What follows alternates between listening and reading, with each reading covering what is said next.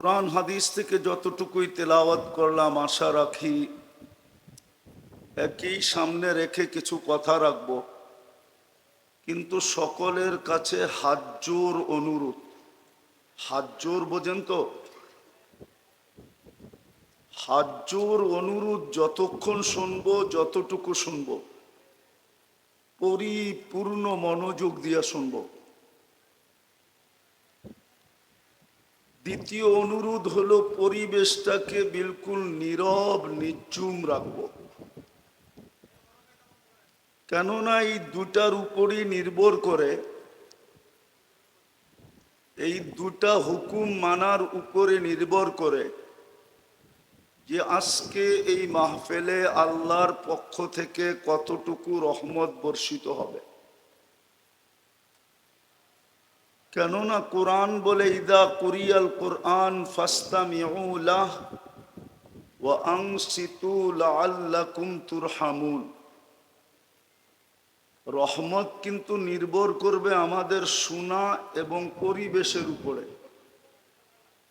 বিদায় পরিবেশটা যেন নীরব নিঝুম থাকে আর আমাদের মনোযোগের মাত্রা বিলকুল পরিপূর্ণ থাকে, তাইলেই কিন্তু আয়োজনটা সফল হবে। আর যদি মনোযোগ না দিলাম, পরিবেশটাও নিঝুম না রইল, তাহলে সময়টা কেটে যাবে, আয়োজনটা 100-100 বিফল যাবে। কেননা আল্লাহর হুকুম যদি না মানলাম, আল্লাহর হুকুমই যদি না মানলাম, তাহলে কিন্তু আল্লাহর পক্ষ থেকে আমরা প্রাপ্যের যোগ্য হব না। এই জন্য আমার কথা এখনো শুরু হয় নাই। এই জন্য সবার কাছে আবারও হাত জোর অনুরোধ।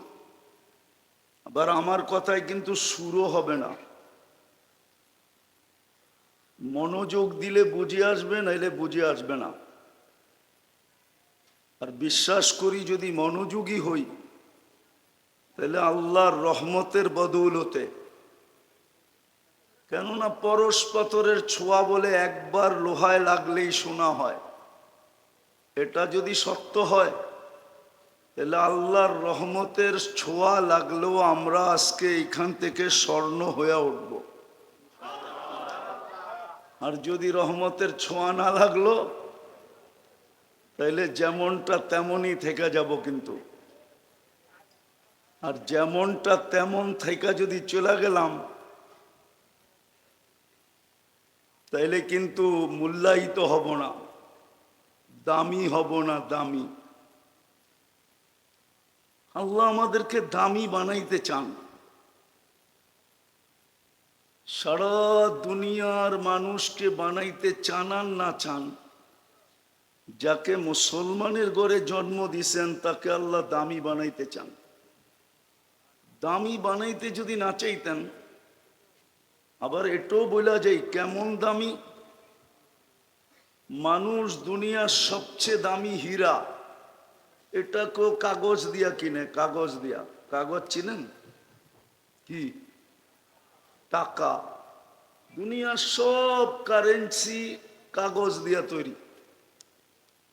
দুনিয়ার যত দামি জিনিস হোক,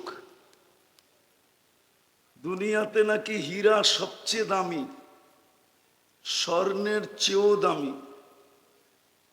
স্বর্ণ হয় বড়ি হিসাবে, আর হীরা হয় ক্রেট হিসাবে। তো হীরাও মানুষ কিনে কাগজ দিয়া। আর আমরা যদি দামি হব, তো আল্লাহ আমাদেরকে কিনবেন জান্নাত দিয়া। জান্নাত, এটা আল্লাহর ঘোষণা। আল্লাহ ঘোষণা দিছেন, ইন্নাল্লাহ হাশতারা। আল্লাহ বলে আমি টেন্ডার ড্র করছি। আর আল্লাহর সাথে কে টেন্ডার? আল্লাহর সাথে টেন্ডার দিবে কে? আল্লাহ তো আল্লাহই, ঠিক না? প্রথম টেন্ডার ড্রপ করছেন আল্লাহ, ইন্নাল্লাহ হাশতারা। আল্লাহ বলে আমি কিনতে চাই। যাকে আমি মুসলমানের ঘরে জন্ম দিছি তাকে আমি কিনতে চাই। আল্লাহ কি দিয়া কিনবেন? আল্লাহ বলে আল জান্নাহ, জান্নাত দিয়া কিনবো। জান্নাত চিনেন? জান্নাত চিনেন? জান্নাত চিনেন না? জান্নাত তো চিনি না। জান্নাত চিনলে তো এই অবস্থা হতো না। জান্নাত চিনলে এই অবস্থা হতো না। বলবেন কি অবস্থা?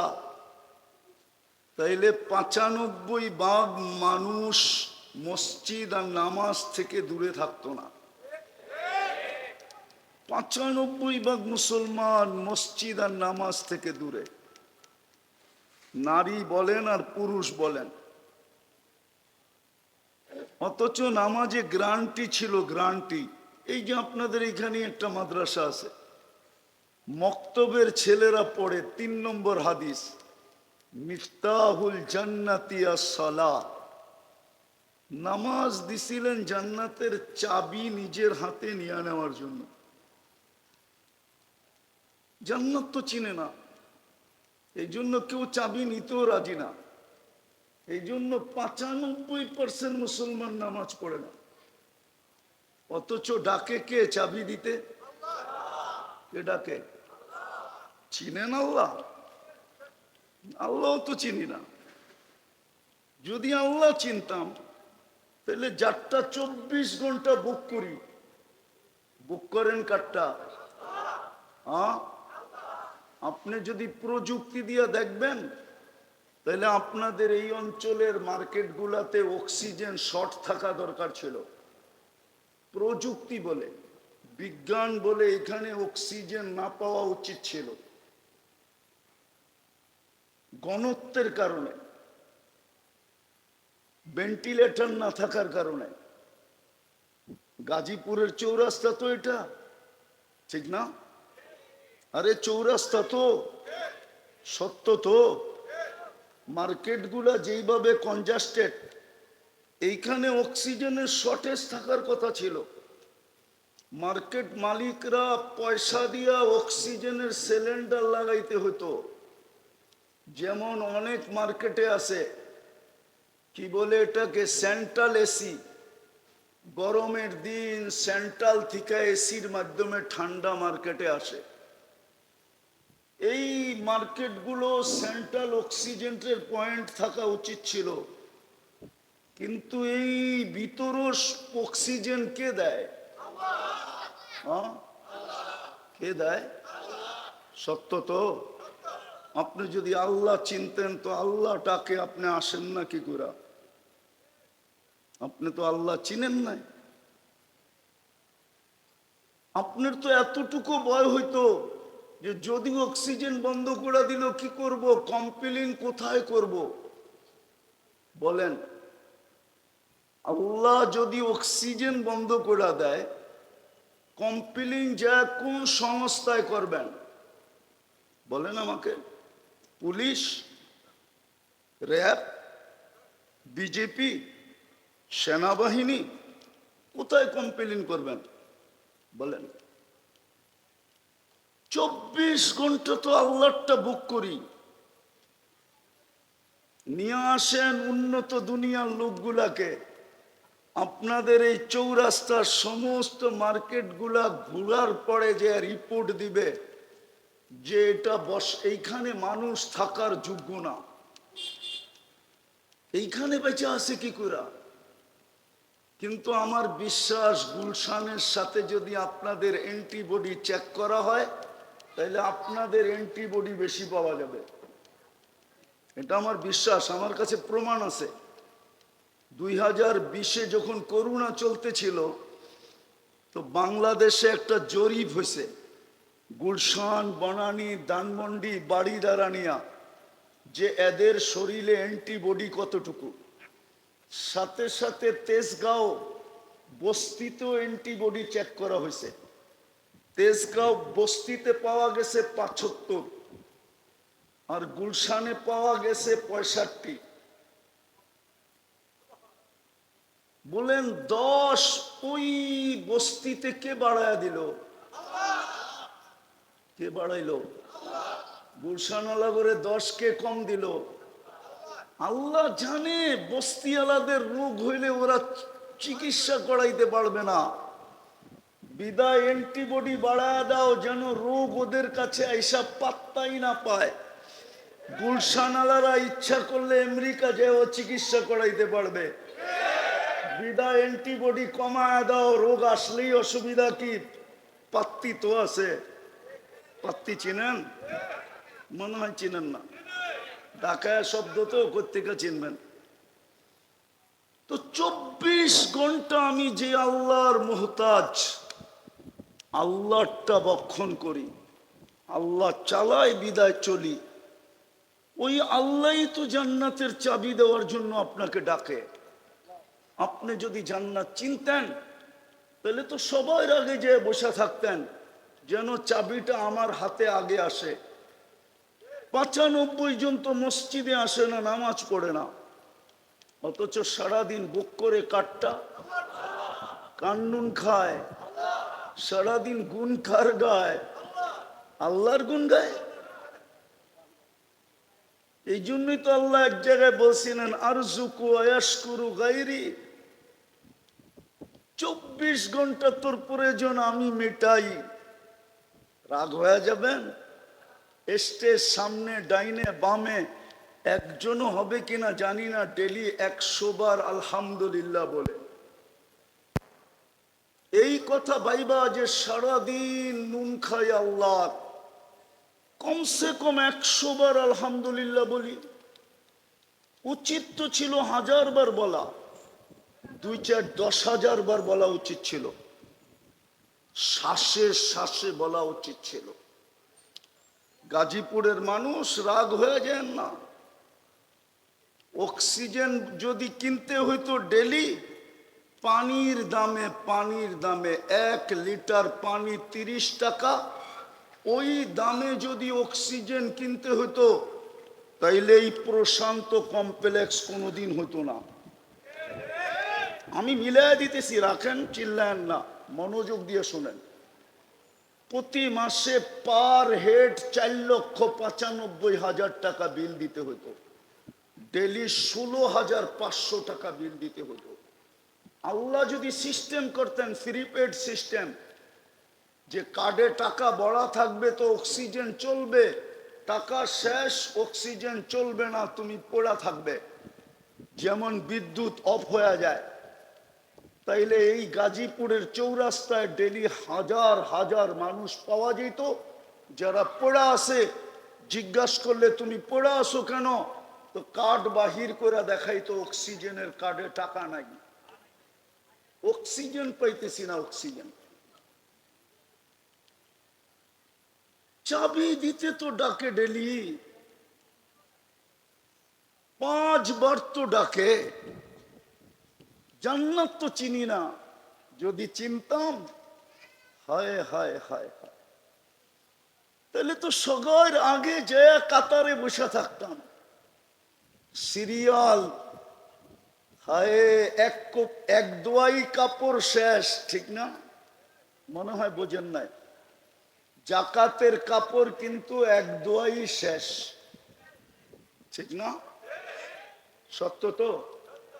হ্যাঁ, আরে আরে আরে ভালো মতের আওয়াজ না। জাকাতের কাপড় নিম্নমানের হয় না? হ্যাঁ না উচ্চমানের হয়? কয়েক বছর আগে তো নুরানি ফ্যাক্টরিতে কাপড় আনতে যে 27 জন মারা গেছে, পেপারে আসছিল না? আসে নাই? মিডিয়ায় আসে না? নাই? সামান্য দুনিয়ার একটা কাপড় আনার জন্য 27 জন জান দিছে। আজ পর্যন্ত মসজিদের প্রথম কাতারের জন্য কয়জন জান দিছে? হ্যাঁ, হায় হায় হায় হায় হায়। ডেলি ডাকেন কয়বার? কি দেওয়ার জন্য ডাকে? জান্নাতের চাবি। চাবি না শুধু, জান্নাতের চাবি দেওয়ার জন্য ডাকে। কিন্তু 90% মুসলমান নামাজ পড়ে না। অথচ 5 ওয়াক্ত পড়লে 50 ওয়াক্তের সওয়াব দেয়। হ্যাঁ, কয় ওয়াক্ত পড়লে কয় ওয়াক্তের সওয়াব? 5 ওয়াক্ত পড়লে, এটা একা পড়লে, জামাতে না। জামাতে 5 ওয়াক্ত পড়লে 1350 ওয়াক্তের সওয়াব দেয়। কত? শুধু সওয়াব দেয় না, লেখা দেওয়া যেতে পারে। ওলামা মানবে কিনা জানি না, বলে দিব কিনা। বইলা দেওয়া যায়, এটা বইলা দেওয়া যায়। 5 ওয়াক্ত নামাজ যে জামাতে পড়ে, আসসালাতু ইলা সালাতি কাফারা, এই হাদিসের দিকে দেখা বইলা দেওয়া যায় যে এই ব্যক্তির আমল নামায় কোনো গুনাহ নাই নাই নাই নাই নাই নাই, কোনো গুনাহ নাই। এত বড় জিনিসটা পাইলেন কার কারণে? কার কারণে ভাগ্যে জুটলো? ওনাকেও তো চিনলাম না। মুহাম্মদুর রাসূলুল্লাহর কারণে ভাগ্যে জুটছে, নাইলে কোন 1.25 লক্ষ নবীর ভিতরে কোন নবীর উম্মতের ভাগ্যে জোটে নাই।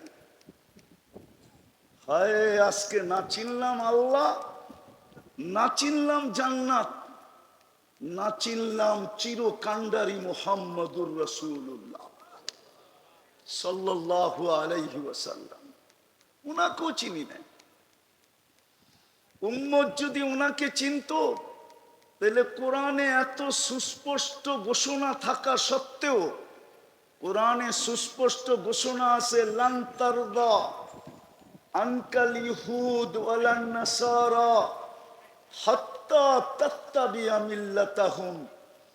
ও উম্মতে মুহাম্মদী, কান খুইলা শোনো, যতই তোমরা বিজাতির রঙে রঙিন হও না কেন, কোনদিন বিন্দু পরিমাণ জায়গা তোমরা ওদের দিলে পাবে না না না না না। কোনদিন তোমরা ওদের কাছে প্রিয় পাত্র হবে না, কোনদিন তরুণরা ওদের কাছে ভালোবাসার পাত্র হবে না, কোনদিন তোমরা ওদের কাছে স্নেহ পাবে না, মায়া পাবে না, মমতা পাবে না। মায়া মমতা যদি পাইতো, তাইলে মানবতার মমতাও পাইতো। আমি দেখাইতেছি, যারা সারা দুনিয়ায় প্রাণী নিয়ে কাজ করে, প্রাণীবাদী সংস্থা, যারা প্রত্যেকটা প্রাণী নিয়ে যারা কাজ করে, এটা সারা দুনিয়া ব্যাপী আছে, আমাদের দেশও আছে। এটার হেডকোয়ার্টার হলো আমেরিকা। দিবেও না। আপনি যতই ওদের রঙে রঙিন হন না কেন, আমাদের যুবকরা 50 টাকার চুল 500 টাকা দিয়া কাটায়, চাঁদ রাত্রে 1000 টাকা দিয়া কাটায়। আমাদের সমাজের লোক আধুনিক হওয়ার জন্য লক্ষ লক্ষ টাকা খরচ করে শুধু আধুনিক হওয়ার জন্য। অন্যদের রঙে রঙিন হইয়া, অথচ কোরআন সুস্পষ্ট বলতেছে, লান তারদা আনকাল ইহুদ ওয়ালান নাসারা, কোনদিন তোমাদের উপরে রাজি হবে না। যদিও আমাদের নবীজিকে বলছে, নবীজি বলা মানে আমাদেরকে বলা, কোনদিন তোমাদেরকে আপন ভাববে না, কোনদিন তোমাদেরকে পাতে নিবে না, পাতে কোনদিন তোমাদেরকে 2 পয়সা দিয়া মূল্যায়ন করবে না। অথচ আমরা 24 ঘন্টা। আর বন্ধুর ব্যাপারে কি বলছে? ইন কুনতুম তুহিব্বুনাল্লাহ ফাত্তাবিউনি ইউহিব্বুকুমুল্লাহ। বন্ধুর রঙে রঙিন হইতে দেরি শব্দটা যদিও আল্লাহর জন্য শোভনীয় না, আল্লাহ বলে আমি তোকে বুকে উঠায় নিতে দেরি করব না। বন্ধুর রঙিন হইতে দেরি, আমি তোকে বন্ধু বানাইতে দেরি করব না। বন্ধুর রঙে রঙিন হইতে দেরি, আমি তোকে প্রিয় পাত্র বানাইতে দেরি করব না। বন্ধুর রঙে রঙিন হইতে দেরি, তুই আমার কাছে ভালোবাসার পাত্র হইতে দেরি হবে না। বন্ধুর রঙে রঙিন হইতে দেরি, হয় হয় হয়, তোর নামে আমি জান্নাত লেখা দিতে দেরি করব না।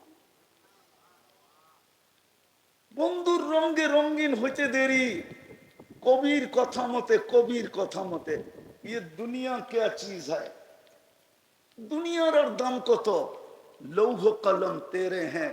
আল্লাহ বলে সমগ্র জগৎ আমি তোর নামে লেখা দিয়া দিব। তুই আমার বন্ধুর রঙে রঙিন তো হ। ওই রসুলের রঙে কেউ রঙিন হইতে রাজি না, জুতার বাড়ি খাইতে রাজি। হ্যাঁ হ্যাঁ, রাগ হয় না আমার শব্দতে। আজকে কুকুরের দাম আছে, মুসলমানের দাম নাই। আমি কুকুরের 7 স্টার হোটেল চিনি প্যারিসে। আমি প্যারিস 2 বার গেছি, 2 বার। আমি চিনি যেই হোটেলে কুকুর 7 স্টার হোটেলে থাকে। আমি কুকুরের 7 স্টার হোটেল চিনি। আমি কুকুরের 5 স্টার হোটেল চিনি। মুসলমান, এই জন্য ওর কোনো মূল্য নাই। আর রাগ হয় না, আমার সুশীল সমাজ, আর আমার সুশীল সমাজ, আমার বুদ্ধিজীবী সমাজ, আমার শিক্ষিত সমাজ, আমার ধনাঢ্য সমাজ, আমি জানি ওদের সমাজে, আমার সমাজে দাম আছে আমি মানি, কিন্তু বাকি সমাজে কতটুক দাম আছে ওটা আমার চোখে দেখা আছে, আমার চোখে। রাগ হয় না, নেটে কথা চলে যাবে। আমি বাংলাদেশের বহুত মহারথীকে চিনি, যার সাথে আমি একসাথে ফ্লাইটে ফ্লাই করছি। আমি জানি ওকে এয়ারপোর্টে কয় ঘন্টা বসায় রাখছে, আমি জানি। কিন্তু ওর বেশভূষা তো ওদের মতোই ছিল, বরং ওদের থেকে আপডেট ছিল, আপডেট। ওরাও এতটুক সাজে সজ্জিত হইতে পারে নাই, ও যতটুক আপডেট সাজা গেছে। কিন্তু ঘন্টার পর ঘন্টা কেন বসায় রাখছে ওকে? শুধু পাসপোর্ট পাঁচ কইরা দেখছে মুসলমান। নাই এইখানে কেউ নাই, কেননা মার্কেটের ভিতরে তো মহল্লায় হলে খুঁজে পাওয়া যেত যে যার কাছে আমেরিকান পাসপোর্ট আছে, ব্রিটিশ পাসপোর্ট আছে, কানাডিয়ান পাসপোর্ট আছে, আমরা দেখি তো। অথচ ওই দেশের পাসপোর্টদারি যখন ইমিগ্রেশনে পাসপোর্টটা দেয়, তো ওর দিকে যেইভাবে চোখ করে চায়, চোখ করে যেইভাবে চায়, আরেকটা হোয়াইট যখন পাসপোর্টটা দেয়, তো ও চোখ উঠায়ও ওর দিকে তাকানোর সাহস পায় না, বরং পাসপোর্টটা পাঞ্চ করে আর হাতে দিয়া বলে ইউ আর গো, তুই চল। কিন্তু ওই দেশের পাসপোর্ট, কিন্তু সে মুসলমান, ওর দিকে যেই চোখ করে চায় আর যেইভাবে প্রশ্ন করে, বোঝা যায় যে ওকে পাসপোর্ট হলে কি হবে, মূল্যায়ন কতটুক করে এটা বোঝা যায়। কেন হবে না? ভালো মতে বোঝেন, আমি লম্বা করবো না, শরীয়তপুরি সব বসা আছে, বিদায় আমি অল্পতেই ছেড়ে দিব। ভালো মতে বোঝেন, কাজে দিবে, নাইলে সারাদিন বুক করি কাটটা কাটটা কাটটা, হ্যাঁ দামি হয়ে যেতে হবে। কেননা মুসলমানের ঘরের সিলেকশন স্বয়ং সিলেক্টেড আল্লাহ। কোন নির্বাচন, কি বলে, নির্বাচনের হেড যিনি থাকে ওনাকে কি বলে, কোন নির্বাচন কমিশন না। আপনাকে আমাকে মুসলমানের ঘরে অস্তিত্ব দিছেন স্বয়ং আল্লাহ। উম্মতে মুহাম্মদী বানাইছেন স্বয়ং আল্লাহ। আল্লাহর ইচ্ছা না হলে উম্মতে মুহাম্মদী হওয়া যায় না। যদি হওয়া যাইতো তাহলে কিতাবে হাজারো মানুষের দোয়া পাওয়া যায়, এমনকি নবীদের দোয়া পর্যন্ত পাওয়া যায়, যিনারা দোয়া করছিলেন আল্লাহ আমাকে উম্মত বানায়া দেন। শুধু একজনের দোয়া কবুল হয়েছে, ঈসা আলাইহিস সালাম। উনি উম্মত হিসাবে আসবে, উম্মত হিসাবে, নবী হিসাবে না, রসুল হিসাবে আসবেন না। উনি আসবেন কিন্তু উম্মত হিসাবে আসবেন। হ্যাঁ হ্যাঁ, ওলামাদেরকে জিজ্ঞেস করেন, আর কারো দোয়া কবুল হয় নাই। আপনি তো দোয়া ছাড়াই চলে আসছেন। বিদায় দামি হয়ে যেতে হবে, দামি। এই জন্যই আপনার পিছনে বাজেট, সরকারও বাজেট করে দেশের জন্য, আল্লাহ আপনার আমার জন্য বাজেট করছেন, বাজেট।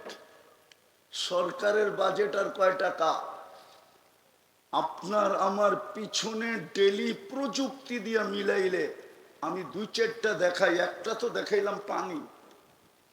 বলেন খাদ্যের 60টা যদি মেশিন দিয়ে চেক করে বাহির করতে হইতো, তাইলে দোকানদারি করতেন না প্যাথোলজির লাইনে লাইন ধরে দাঁড়ায় থাকতেন যে আমি কিন্তু ডায়াবেটিসের রুগী, টাইম মতো খাইতে হবে নাইলে নীল হয়ে যাবে, আমারটা একটু আগে চেক করে দাও, আমার খাওয়ার স্বাদটা ঠিক আছে কিনা। জিহ্বা তো স্বাদ চেক করে দেয় যে এটা ভিতরে যাবে কি যাবে না। কি বলেন, সত্য তো? স্বাদ যদি ঠিক না থাকে তো জিহ্বা বলে না, ফুড পয়জন হবে, তোমার স্বাস্থ্যের ক্ষতি হবে, এটা খাওয়া যাবে না, স্বাদ ঠিক না, স্বাদ উপযোগী না, ঠিক না। আচ্ছা, এটাই যদি চৌরাস্তার প্যাথোলজির থেকে টেস্ট করতে হতো, তাহলে আপনাদের দোকানের চেয়ে বেশি প্যাথোলজির দোকান হইতো। কেননা সব প্যাথোলজির দোকানওয়ালার এই স্বাদ চেক করে দিতে হইব, কিন্তু জিহ্বায় তো টাচ করতে দেরি, চেক করে দিতে দেরি করে না। আরে বলেন না একটু, কয় টাকা লাগতো? কোরআন তো এটাই বলে, ও আম্মা বিনিআমাতি রাব্বিকা ফাহাদ্দিস। হায় হায়, আহসিন কামা আহসানাল্লাহু ইলাইক। হায়, তুই আল্লাহর নিয়ামতটা একটু দেখ না, তোর পিছে কত ব্যয় হইতেছে। সময় নাই, নাইলে আমি কোটি টাকা মিলিয়ে দিতে পারবো বর্তমান প্রযুক্তি দিয়া, যে ডেলি কোটি টাকা ব্যয় হইতো, কোটি টাকা। কিন্তু সার্ভিস কে দেয়? পয়সা নিয়া না ছাড়া? হ্যাঁ, ফ্রি কেন দেয়? কি কারণে দিতেছে? কারণ তো থাকবে। কোরআন তো কারণের কথা বলে, আফা হাসিবতুম আন্নামা খালাকনাকুম আবাস। তোর ধারণা কি তুই অনার্থক সৃষ্টি? তাইলে তো সবগুলার মতো তোকেও সৃষ্টি করতাম। সমস্ত সৃষ্টি করলাম দুইটা অক্ষর দিয়া, কাফা নুন দিয়া, তোকে সৃষ্টি করলাম কুদরতি হাত দিয়া। সমগ্র সৃষ্টি কমপ্লিট করলাম 6 দিনে, তোকে কমপ্লিট করতে সময় নিলাম 10 মাস। অনার্থক? সৃষ্টির ভিতরে সবচেয়ে সুন্দর গঠন দিলাম। 4 কসম খায়া তো বলতেছেন, ওয়াত্তিন ওয়াসাইতুন ওয়াতুরি সিনিন ওয়াহাদাল বালাদিল আমিন লাকাদ খালাকনাল ইনসানা ফি আহসানি তাকওয়িম। মানুষ সৃষ্টির ভিতরে তোর চেয়ে সুন্দর গঠন কাউকে দেয় নাই। পরীর গঠন মানুষের চেয়ে সুন্দর না? আপনি পরী দেখেনই নাই, কোত্থেকে বলবেন? দেখছেন পরী? হ্যাঁ, না মনে হয় কেউ দেখছে, ঠিক না? পরীর গঠন মানুষের চেয়ে সুন্দর না। যদি সুন্দর হইতো তো কাইলা ছেড়ারে কেন পরী ধরলো? হ্যাঁ, ও তো ওর চেয়ে রূপসীকে ধরবে, ঠিক না? রূপালাকে তালাশ করবে, ঠিক না? আমার তো মহল্লার কুচকুচা কালাই কাল্লাটারে কেন ধরলো? বুঝা গেল ওর চোখে কালোটাই হিরু, কালোটাই চাঁদের চেয়ে সুন্দর। আল্লাহ বলে মানুষের চেয়ে সুন্দর গঠন কাউকে দেই নাই, মানুষের চেয়ে সুন্দর আমি কাউকে বানাই নাই, মানুষের চেয়ে সুন্দর রূপসী কেউ নাই, কসম খোদা। তাইলে মিশরের মেয়েদের কথাই সত্য হইতো, মা হাসা লিল্লাহি হাদা বাশার। ইন কানা ইল্লা মালাকুন কারীম মা হাদা। মিশরের মেয়েরা ইউসুফ আলাইহিস সালামের রূপ দেখা বলছিল এটা মানুষ হইতেই পারে না, এটা ফেরেশতা হবে। ইন হাদা ইল্লা মালাকুন কারীম। আল্লাহ বলে মা ফেরেশতা এত সুন্দর হয় না, মানুষই সুন্দর। ফেরেশতা তো আমার হুকুমের তৈরি, মানুষ তো কুদরতি হাত দিয়া তৈরি। হাতেরটা সুন্দর বেশি হয় না হুকুমেরটা সুন্দর বেশি হয়? আবার কুদরতি হাত কার? কোন ফেরেশতার না। কার কুদরতি হাত? আল্লাহর কুদরতি হাতের ছোঁয়া। জান্নাতে তো আল্লাহকে দেখলেই রূপ বেড়ে যাবে। ওরা আমারে জিজ্ঞেস করেন প্রতি শুক্রবারে আমরা আল্লাহকে দেখব। ফাজদাদা হুসনাম ওয়া জামালা। নারীদের আলোক পুরুষদের আলোক আলাদা, রূপ বেড়ে যাবে। রূপ ইজদাদা হুসনাম ওয়া জামালা। রূপ রেখা এমন বাড়বে, জান্নাতের একজন আরেকজনকে দেখবে আর বলবে একটু আগে সকালে তো দেখলাম তোমার একরকম, এখন এত রূপরেখা সুন্দর হলো কি করে? কোন পরশ পাথরের ছোঁয়া লাগলো, কোন জাদুর ছোঁয়া লাগলো? তো জান্নাতি হাসবে আর বলবে জুরনা রব্বানা। আজকে আল্লাহর সাক্ষাৎ মিলছিল, আল্লাহর সাক্ষাৎ। আল্লাহর সাক্ষাতে আমাদের রূপরেখা বেড়ে গেছে। যদি আল্লাহর সাক্ষাতের রূপরেখা বাড়ে তো কুদরতি হাত লাগলে কেমন বাড়ে? এই জন্যই তো আল্লাহ বলছে সৃষ্টির ভিতরে তুই সবচেয়ে সুন্দর। অনর্থ জমিনের আধিপত্য দিল আপনাকে অনর্থ। হুয়াল্লাযী খালাকা লাকুম মা ফিল আরদি জামিয়া। আল্লাহ বলে জমিনে সবকিছু তোর জন্য তৈরি। কসম খোদার, কোন সৃষ্টিকে আল্লাহ পালতেন না যদি মানুষের অস্তিত্ব না হতো। মানুষের কারণে সবাইকে পালতেছেন। গরু ছাগল আল্লাহ পালতেন না যদি মানুষ দুধ আর গোশত না খাইত। গাছকে কোনোদিন আল্লাহ পালতেন না যদি মানুষ ফার্নিচার আর ফল না খাইত। মানুষের প্রয়োজনে না লাগতো তাহলে এগুলা পালার কোনো প্রয়োজন ছিল না। আমার কথা মানেন? এই জন্য দামি হয়ে যেতে হবে। আর দামি হওয়াটা আল্লাহ চায়। এই জন্যই মুসলমানের ঘরে জন্ম, এই জন্যই উম্মতে মুহাম্মাদী, এই জন্যই মুহাম্মদুর রাসূলুল্লাহর আবির্ভাব। নাইলে মানুষের ব্যক্তিত্ব যত বড় বাড়ে তার বিচরণের পরিধিও তত শুধু কমে না। তার বিচরণের পরিধি শুধু কমে না, তার বিচরণের পরিধি চয়েসফুল হইতে হয়। চয়েসফুল। বাংলাদেশের প্রেসিডেন্ট সব জায়গায় যেতে পারে না, মন চাইলেও পারে না। পারে নাকি?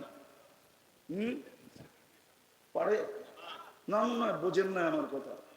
পারে কেন? উনি বাংলাদেশের প্রেসিডেন্ট, এটাই তো প্রথম কারণ। কি প্রেসিডেন্ট? ব্যক্তিত্বের কারণে ওনার সব জায়গায় বিচরণ সম্ভব। সম্ভব। আবার যাইতে হইল 2 মাস আগের থেকে নিয়ে প্রস্তুতি নিতে হয়, ঠিক না? সত্য না? তাহলে মুহাম্মদুর রাসূলুল্লাহর চেয়ে বড় ব্যক্তিত্ব কে?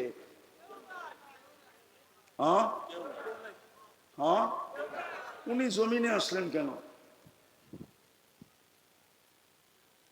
উনার চেয়ে বড় ব্যক্তিত্ব তো নেই, উনি কেন জমিনে আসবে? উলামা তো লিখছে আল্লাহর পরে যার স্থান। আবার কেউ ভুল ব্যাখ্যা করেন না। যেমন আল্লাহর কোন দ্বিতীয় সত্য তো, এরকম বন্ধুরও কোন দ্বিতীয় আল্লাহরও দ্বিতীয় নাই, বন্ধুরও এটা কলেমা দিয়েই বোঝা যায়। লা ইলাহা ইল্লাল্লাহ, এটার ভিতরে কোনো নুকতা আলা হরফ নাই। মুহাম্মাদুর রাসূলুল্লাহ, এইখানেও কোনো নুকতা আলা হরফ নাই। লা ইলাহা ইল্লাল্লাহ 12 অক্ষর, মুহাম্মাদুর রাসূলুল্লাহ 12 অক্ষর। উনি কেন জমিনে আসবে?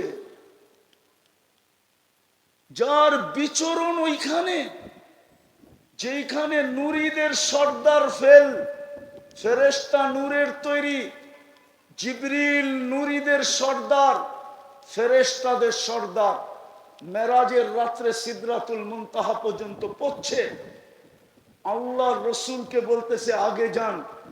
আর আগের জগৎটা পুরাটাই নূর আর নূর। কি কি আরে বলেন না কি? জিবরিল আলাইহিস সালাম বলতেছে আমি, বলছে আগে যাবেন না? বলছে অনুমতি নাই। অনুমতি অনুমতি অনুমতি নূরীদের সর্দার পর্যন্ত ফেল, অনুমতি নাই। আবার আরেকটা কথাও বলছেন, আমার শরীরে শক্তিও নাই, ওইখানে যাওয়া যাবে না। কে যাবে? আপনি, যিনি চাইতে চাইতে চাইতে চাইতে আরশের নিচ পর্যন্ত গেছেন। ওইখান থেকে আল্লাহ বলছে আরশের উপরে আসেন।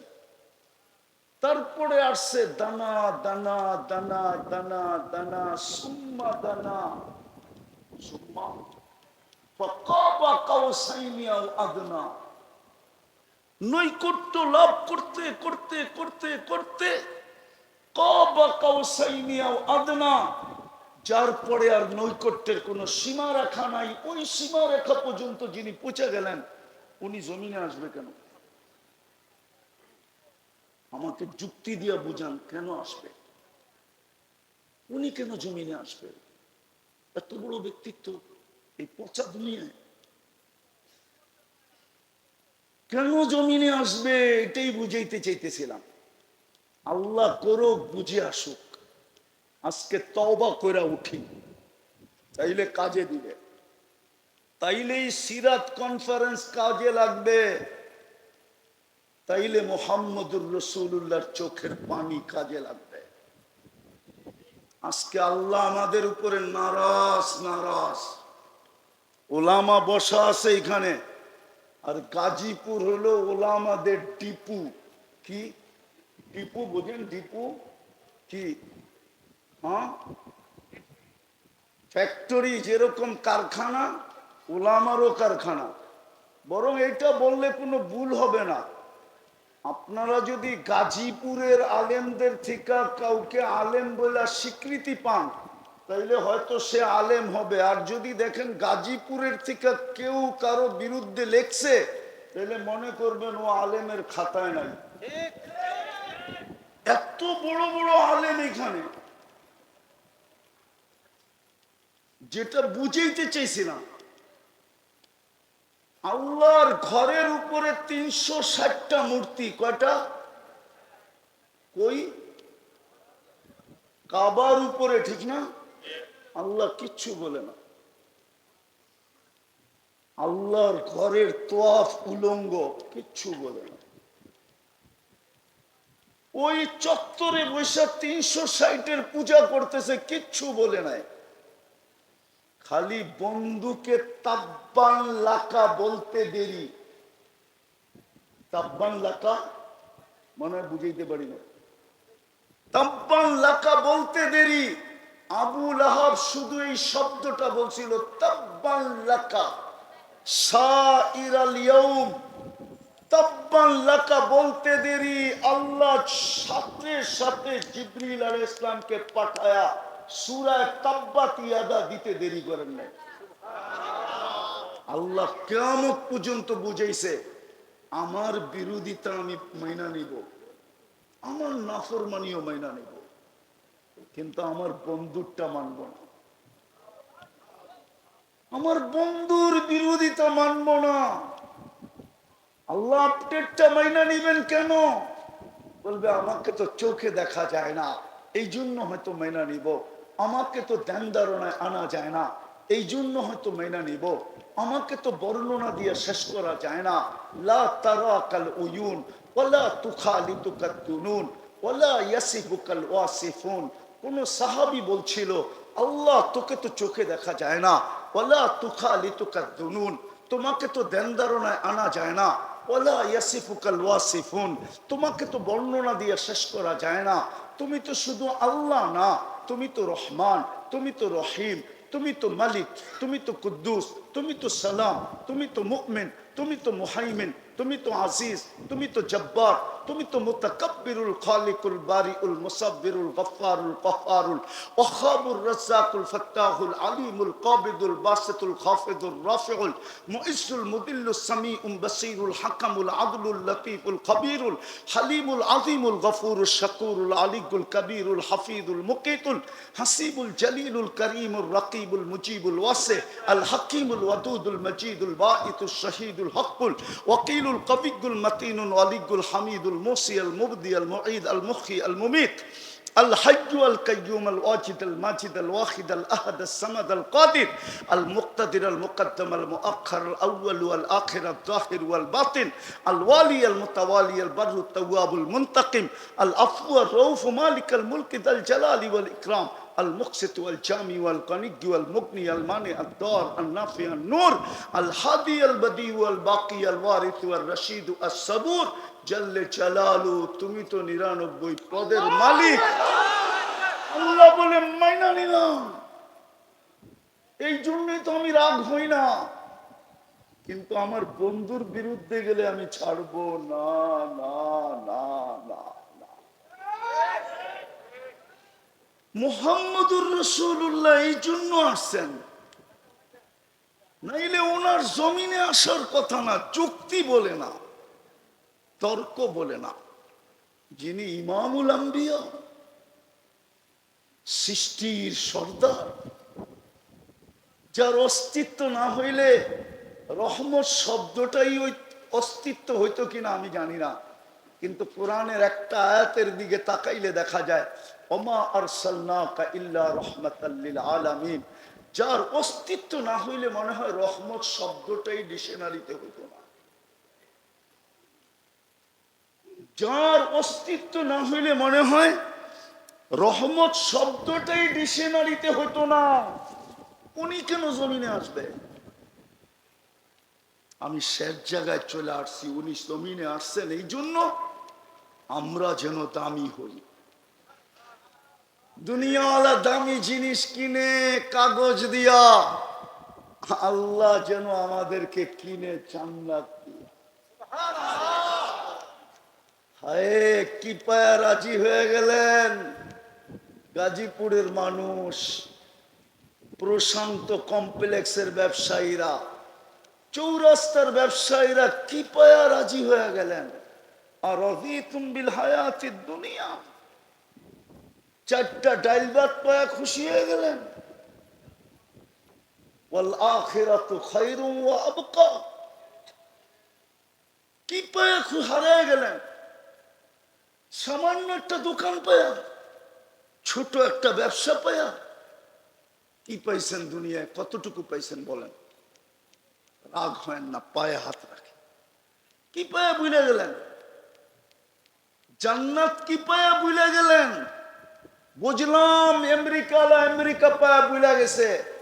ও গাজীপুরের চৌরাস্তার মানুষ, গুলশানের একটা গলি সমানও তো আপনারা উন্নত না, বাড়িদার একটা গলি সমানও তো আপনারা উন্নত না। রাগ হয়ে গেলেন? হয়ে গেলে হয়ে যান, করার কিচ্ছু নাই। আর রাযীতুম বিল হায়াতিদ দুনিয়া, দুনিয়ায় কি পাইলেন? ভালো মতে তো আরামও করতে পারেন না। কামের থেকে যাইতে যাইতে আরামের সময় শেষ, আবার কামের দিকে আসতে আসতে আরামের সময় শেষ। হ্যাঁ, কি পায়া রাগ হয়ে গেলেন? হ্যাঁ, দুপুরে তো পেট বইরা, দুপুরে তো ইচ্ছা মতো মন মতো দুটা খাইতেও পারেন না, ছোট একটা টিফিন কারিতে নিয়ে আসেন, তিনটাই তো বক্স থাকে হটপটের, ছোট একটা হটপটে করে নিয়ে আসেন, ভাতের ভিতরে একটু ভাজি আর একটার ভিতরে একটু তরকারি আর একটু ডাল, এই তো খান। কামান কিসের জন্য? খাওয়ার জন্য তো। খান কই? বাড়িতে যেতে যেতে তো 1টা বাজে। ওই সময় তো পিঠ বলে বিছনা চাই, আরাম চাই। কি পায়ে হারায় গেলেন? আর রাদিতুম বিল হায়াতিদ দুনিয়া, এই সামান্য কিছু পায়ে হারায় গেলাম। ওয়াল আখিরাতু খায়রুন ওয়া আবকা, চিরদিনের জান্নাত হারায় ফেললাম। মুহাম্মদুর রাসূলুল্লাহ তো এই জন্যই আসছিলেন, অল্প সময়ে অল্প পরিশ্রমে উম্মতকে যেন এরকম দামি বানায় দিতে পারেন। আমি 2টা হাদিস দিতেছি, একটা আয়াত একটা হাদিস। এরকম দামি বানায় দিতে পারেন, এরকম দামি বানানোর জন্য আসছিলেন যে জান্নাতের গেটে যখন পৌঁছবে তো ইয়াস্তাকবিলুনি উম্মতি ওয়া রব্বি, ইয়াস্তাকবিলুনি উম্মতি রব্বি, আমার রব জান্নাতের গেটে আমাকে আর আমার উম্মতকে স্বাগত জানাবে। স্বাগত। দুনিয়া কবে আল্লাহকে দেখবে না না দেখবে এটা আমার বিষয় না। উম্মতে মুহাম্মদী জান্নাতের গেটে প্রথম সবচেয়ে বড় নেয়ামত যেটা জান্নাতের, দিদারে এলাহি, ওটা সর্বপ্রথম গেটে করবে। গেটে উঠান হাদিস, তারপরে তাহকিক করেন সহি গায়রে সহি, কিন্তু কিতাবে লেখা আছে ইয়াস্তাকবিলুনি উম্মতি রব্বি, আমার রব জান্নাতের গেটে আমাকে আর আমার উম্মতকে স্বাগত জানাবে। ওই দামি বানানোর জন্য আসছেন, ওই দামি বানানোর জন্য আসছেন। কিয়ামতের দিন যেন আপনাকে কিয়ামতের মাঠে দাঁড়াইতে না হয়। বলবেন তাইলে আমরা কোথায় দাঁড়াবো? সবাই তো কিয়ামতের মাঠে দাঁড়াবে। আমি লেখি নাই, আমার বিরুদ্ধে লেখা কোনো লাভ নাই। জালালউদ্দিন সুয়ুতি রহমতুল্লাহ আলাইহি লেখছেন, আমি তো ওনার কিতাব খুঁজে বের করছি, আপনারাও খুঁজে বের করেন। উনি লেখছেন এই উম্মত, কোরআনও আছে, কোরআনেরও ইঙ্গিত আছে, শুহাদা আলান নাস, কিয়ামতের দিন এই উম্মত আল্লাহর পক্ষে সাক্ষী হিসাবে আল্লাহর পাশে দাঁড়াবে। সাক্ষী সবসময় জজের পাশে দাঁড়ায়, কাঠগড়ায় দাঁড়ায় না। আর সাক্ষী যদি হয় রাজসাক্ষী, রাজসাক্ষী বোঝেন? আরে রাজসাক্ষী মনে হয় বোঝেন না আপনারা। বোঝেন? কি বোঝেন বলেন? আরে রাজসাক্ষী বোঝেন আপনারা? যেমন বর্তমান সরকারের রাজসাক্ষী হলো আমাদের পুলিশের আইজি সাহেব, প্রাক্তন আইজি সাহেব, উনি হইলেন রাজ কি সাক্ষী। ওনার এন্টার দায় দায়িত্ব এখন সরকারের উপরে। ওনাকে নিয়ে আসা, নিয়ে যাওয়া, রাখা, থাকা, খাওয়া, এন্টার। কেননা ওই রাজ সাক্ষী যদি গায়েব হয়ে গেল, পুরা কেস আটলান্টিকের তলদেশে ডুবে যাবে।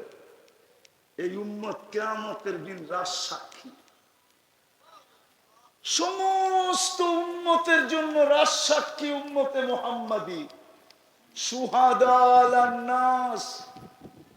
বুখারীতে আছে, আল্লাহ নূহ আলাইহিস সালামকে জিজ্ঞাসা করবেন, নূহ পৌঁছেছিলাম? তো উনি বলবে 950 বছর। জাতিকে জিজ্ঞাসা করবে, নূহ পৌঁছেছে, তোমরা সাড়া দাও নাই কেন? জাতি জাগারটা জায়গায় পোল্ট্রি নিবে। পোল্ট্রি বুঝেন? আবার পোল্ট্রি মুরগি বুঝেন না, কিন্তু পোল্ট্রি বুঝেন তো? বিলকুল উল্টায় যাবে, বলবে নূহ নামের কাউকে চিনি না। আল্লাহ জিজ্ঞেস করবে, নূহ সাক্ষী কই? আপনার পাশেই তো দাঁড়ানো আছে। কে? উম্মতে মুহাম্মাদী। আল্লাহ জিজ্ঞেস করবে, নূহ আলাইহিস সালাম কি বলে, তোমরা সাক্ষী দিবে? তো বলবে দিবে না কেন, সূরা নূহ তো আমাদের কোরআনে ছিল। তখন সবাই সূরা নূহ পড়া শোনায় দিবে, যে আল্লাহ, নূহ আলাইহিস সালামের জাতি মিথ্যাবাদী, নূহ আলাইহিস সালাম সত্যবাদী। আল্লাহ সিদ্ধান্ত দিবে নূহ আলাইহিস সালামের পক্ষে। আমরা রাজ সাক্ষী, আমাদেরকে দামি বানানোর জন্য আসছেন মুহাম্মদুর রাসূলুল্লাহ। হায় হায়, আসছিলেন তো বটে, আসছিলেন বটে, দিতেও চাইছিলেন বটে যে সমগ্র জান যখন খালি হাতে যে কি করবেন, সমগ্র জগতের ভান্ডারের চাবি দিয়া দিন। হায় কেমন রসূল, কেমন রসূল, উম্মতের কেমন কান্ডারি। বলছে 60-70 বছর থাকবো, চাবি নিতে রাজি না।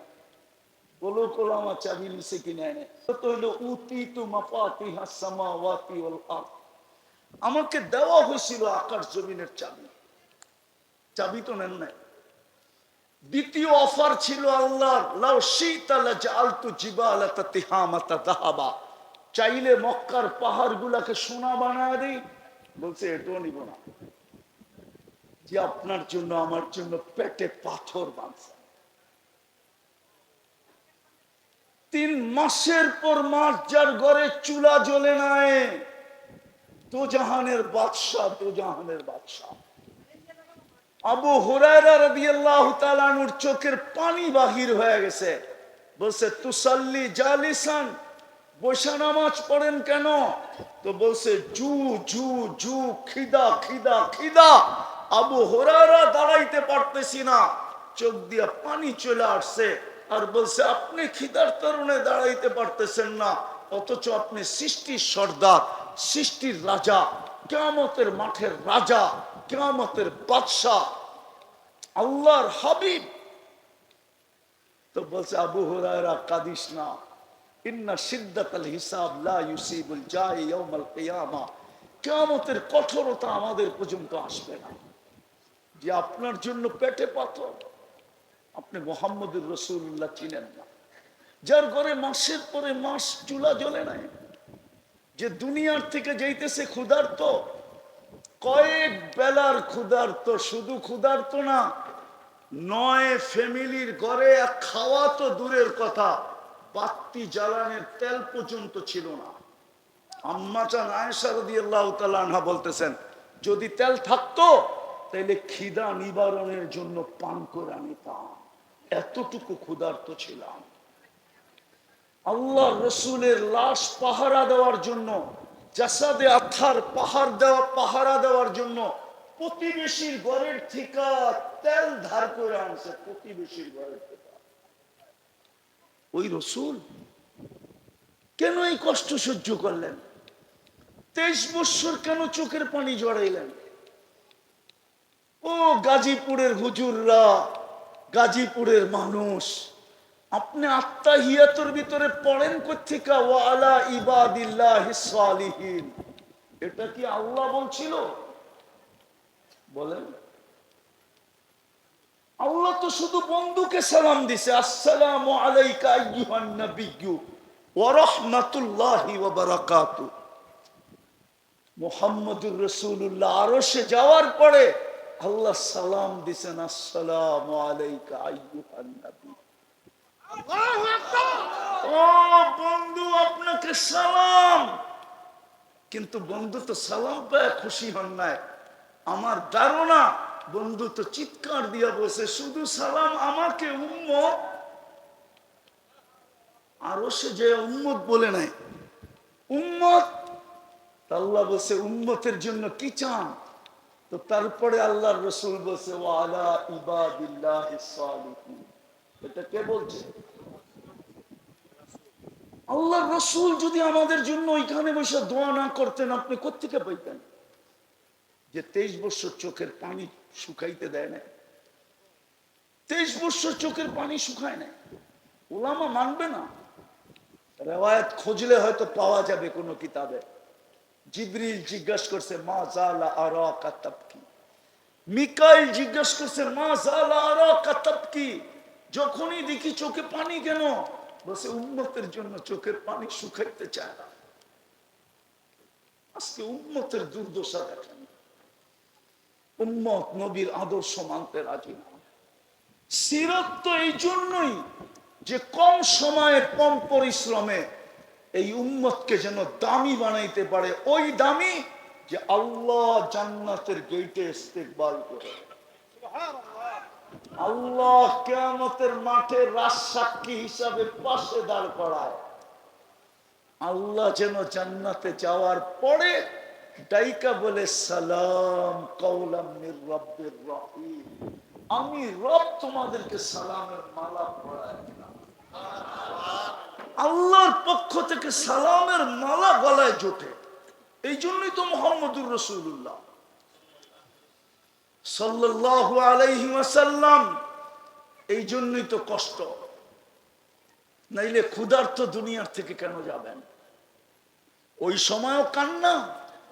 জিবরিল জিজ্ঞাসা করছে এখনো কাঁদেন? বলছে ফামাল্লি বাদি লি উম্মতি, জিবরিল কাঁদবো না কেন? চলে তো যাবো আল্লাহর সান্নিধ্যে, আর কোনোদিন তো ফিরে আসা যাবে না, কিন্তু আমার উম্মতকে কে দেখা রাখবে? আমার উম্মতকে ফামাল্লি বাদি লি উম্মতি। আল্লাহ জবাব পাঠাইছে লা আতরুকু উম্মতাকা ফারদা, আপনার উম্মতকে আমি একা ছাড়বো না, আমি দেখা রাখবো। আমি আজকে আল্লাহ দেখা রাখতেছে, নাইলে কসম খোদা মুসলিম দুনিয়া ব্যতীত কোন দুনিয়া চায় না মুসলমান দুনিয়াতে থাকুক। যদিও ওরা জানে না মুসলমান দুনিয়ার থেকে উঠবে, পর মুহূর্তে একটা হুকুম আসবে ফানফাক, আল্লাহ বলবে ফু দে, সারা জগৎটাকে মাটির সাথে মিশায় দে, কিয়ামত হয়ে যাবে। কিন্তু দুনিয়ার কেউ চায় না, কেউ চায় না মুসলমান থাকুক, সবাই চায় ইসলাম নিভা যাক। কোরআনও বলে ইউরিদুনা আন ইউতফিউ নূরাল্লাহ, দুনিয়া চায় ইসলাম মিটা যাক। আল্লাহ বলতেছে আল্লাহু মুতিম্মু নূরিহি, আল্লাহ বলে এটাকে আমি জিন্দা রাখবো, আমি জিন্দা, আমি এটাকে জ্বালায় রাখবো। আজকে মুসলমানের দুরবস্থা, আমার জাতির লিডারদের দুরবস্থা, শুধু আমার জাতির না, মুসলিম জাতির লিডারদের দুরবস্থা। 60টা মুসলিম দেশ, 250 কোটি মুসলমান, 70% দুনিয়ার ধন সম্পদ মুসলমানের পায়ের নিচে। দুনিয়ার সমস্ত ফেমাস ব্যাংকগুলা চলে মুসলমানের টাকা দিয়া, দুনিয়ার সমস্ত ব্র্যান্ড ব্যবহার করে মুসলমান। খোদার কসম, এই মার্কেটের মালিক বসা, মোবাইল মনে হয় এখনো হাতেই আছে, নেটেরও সংযোগ আছে, না থাকলে মনে হয় এখানে ওয়াইফাইও আছে। একটু এখানের ভিতরে সার্চ করে দেখো বিল গেটসের একটা প্যান্টের দাম কত, দেখেন তো, দেখেন না, দেখেন না, দেখেন না, আছে নেটে আছে, বিল গেটসের একটা প্যান্টের দাম কত, সবচেয়ে দামি প্যান্ট কত লেখা আছে। আমি না চাইলে বলতেছি না, $300 উপরে পাবেন না, 300 টাকার উপরে। চ্যালেঞ্জ আপনার সাথে। কিন্তু বাংলাদেশে পাবেন যুবক বাপের হোটেলে বৈশা 2.5 লাখ টাকার মোবাইল চালায়, 3 লাখ টাকার মোবাইল চালায়, 12 লাখ টাকার বাইক চালাইতে চায়। মুসলমানের চেয়ে দামি ব্র্যান্ড কেউ ব্যবহার করে না। আমাকে বুঝাইতে হবে না, আমাকে বুঝাইতে হবে না। আমার জন্য গাজীপুর চৌরাস্তা যেরকম, দুনিয়ার উন্নত বিশ্ব এরকম। আলহামদুলিল্লাহ, আমি অহংকার করে বলতেছি না, আমার জন্য এরকমই, আমার জন্য এরকমই, বিশ্বাস করেন। হইতে পারে আমি গাজীপুর থেকে ফিরত যাওয়ার পথে গাড়ি বাড়ির দিকে না যায় এয়ারপোর্টের দিকে ঢুকে যাইব, আমি উঠে চলে যাব। আমাকে দুনিয়া বুঝাইতে হবে না, আমি দুনিয়া বুঝি। আবার এটাও বলতেছি আমি কিন্তু ব্যবসায়ী, এমন না খালি হুজুর, আমি দুনিয়ার সব ব্যবসা বুঝি। আমি কি ব্যবসা করি এটা বলবো না, যারা চিনে ওরা জানে আমি কি ব্যবসা করি। আমি শুধু হুজুর না, আমি খাজুরও লোকে। আমি দুনিয়া বুঝি, আমাকে বুঝাইতে হবে না। তারপরও মুসলমানের এই দুরবস্থা কেন? আমেরিকা, কানাডা, অস্ট্রেলিয়া, বিল গেটসের কোন সন্তানের কোন গাড়ি নাই, এন্টার গাড়ি 24 ক্যারেট সোনায় মুড়ানো। দুবাইয়ের যুবরাজের একাধিক গাড়ি আছে, এন্টার 24 ক্যারেট সোনায় মোড়ানো।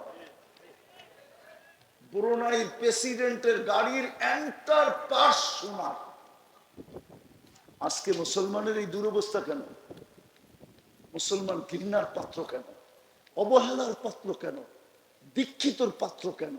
সবকিছু আমাদের কন্ট্রোলে থাকা সত্ত্বেও আমি তো বলি, মুসলিম 60 দেশের কর্ণদারদের যদি বুদ্ধি আল্লাহ খুইলা দেয়, ওরা যদি এক হয়, সারা দুনিয়াকে তালা লাগাইতে 1 ঘন্টা লাগে। 1 ঘন্টা, 1 ঘন্টায় সারা দুনিয়াকে তালা লাগাই দিতে পারে। 1 ঘন্টায়। আজকে বলুক 60 দেশ যে 1 ঘন্টার ভিতরে যদি সমাধান না হলো, তোমাদের সাথে লেনদেন, উঠা বসা, খাওয়া লওয়া, চলা ফিরা, এন্টার যোগাযোগ বন্ধ। আমরা 60 দেশ আপোষে বাক্যরা খামু যতদিন বেঁচে থাকবো। দেখেন দুনিয়া সিধা হইতে কতক্ষণ লাগে, কিন্তু পারে না কেন? এটাও আল্লাহ বইলা দিছে, আমার বন্ধুর রঙে যদি রঙিন না হইলা, তাইলে বিজাতিদের ভয়ে তোমাদের দিলের ভিতরে ঢুকায় দিন। খাইব তোমাদের, পড়ব তোমাদের। আপনি এটা বলেন, মুসলমান আছে দেখি তো দুনিয়া আছে, ঠিক না? যদি মুসলমান না থাকলো কি, দুনিয়ার যদি বিল্ডিং গুলা সোনা দিয়া হইলো, রাস্তাগুলা যদি রূপা দিয়ে তৈরি হইলো, থাকবে দুনিয়া? হ্যাঁ, আপনার কারণেই তো দুনিয়া টিকা আছে। আমি তো বলি বাংলাদেশটা বিপর্যয়ের থেকে বেঁচে আছে কেন জানেন? জানেন? শুধু মসজিদ, মাদ্রাসা, আলেম ওলামার কারণে। যদিও আমার জাতি এটার বিরুদ্ধে, বেশিরভাগ জাতি এটার বিরুদ্ধে, বেশিরভাগ সুশীলী এটার বিরুদ্ধে, বেশিরভাগ শিক্ষিত এটার বিরুদ্ধে, বেশিরভাগ বুদ্ধিজীবী এটার বিরুদ্ধে। নাইলে বলেন, করোনার সময় সারা দুনিয়া তো চিৎকার দিল বাংলাদেশের মতো বিপর্যয় কোথাও হবে না, কিন্তু বাংলাদেশে তো কোনো বিপর্যয় হইল না। সবচেয়ে কম বিপর্যয় সারা দুনিয়ায় যেই দেশটায় ছিল 1 নম্বরে, ওটা বাংলাদেশ। WHO-তে যে দেখা আসেন বাংলাদেশের নামটা কয় নম্বরে? 1 নম্বরে তো আমেরিকা না, 1 নম্বরে তো কানাডা না, 1 নম্বরে তো অস্ট্রেলিয়া না, 1 নম্বরে তো ইউরোপ না, 1 নম্বরে তো নামটা বাংলাদেশের। দ্বিতীয়, করোনার রোগীদের, করোনায় যারা মারা গেছে, ওদের এত সুন্দরভাবে দাফন দুনিয়ার কোন দেশে হয় নাই। বাংলাদেশে করোনায় যত রোগী মারা গেছে, সবগুলা কবরে গেছে আলেমদের হাতে অথবা তোলাবাদের হাতে। সমস্ত আলেম আর তোলাবাদের ছিল। ওই কবরে যে জিজ্ঞেস করে দেখেন, তোমাকে যারা কবর দিছে, ওদের হাতের ছোঁয়ায় তোমার কিছু মিলছে না মিলে নাই, যে জিজ্ঞেস করেন। আমার কাছে এখন বলার সময় নেই, সময় থাকলে আমি বলতাম। শুধু নাম বইলা দিতেছি, ওলা আমাদের কাছে জিজ্ঞেস করেন।